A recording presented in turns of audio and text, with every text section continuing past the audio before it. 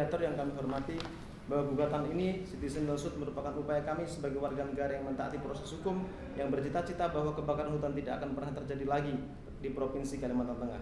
Kami tidaklah bermaksud mengganggu atau bermusuhan dengan pemerintah. Gugatan ini hanya semata untuk menuntut keadilan atas kebakaran yang menimbulkan asap yang membahayakan kami, keluarga kami, dan seluruh warga di Provinsi Kalimantan Tengah pada khususnya.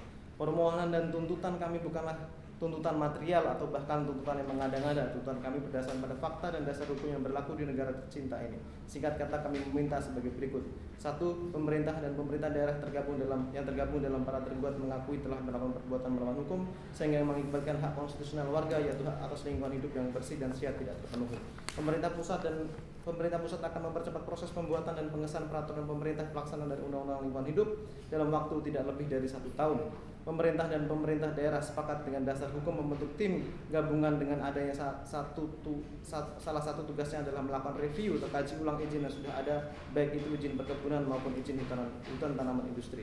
4. Pemerintah dan pemerintah daerah dengan serius melakukan penegakan hukum terhadap korporasi dengan indikator minimal 4 perusahaan besar, baik perusahaan hutan tanaman industri maupun perkebunan digugat perdata di Provinsi Kalimantan Tengah. 5. Pemerintah dan pemerintah daerah membuat roadmap dan yang partisipatif dalam pencegahan, penanganan, dan pemulihan dalam kasus kebakaran hutan dan lahan.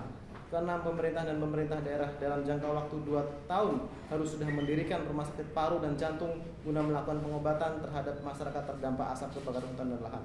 Pemerintah dan pemerintah daerah wajib mengumumkan kepada publik lahan yang terbakar milik perusahaan.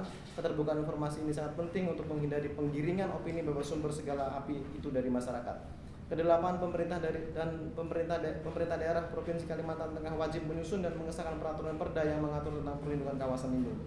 Hakim mediator yang kami hormati, demikianlah kata kami dalam sidang mediasi. Semoga Tuhan memberikan petunjuk dan kelapangan dada untuk mewujudkan keadilan ekologi bagi generasi yang akan datang.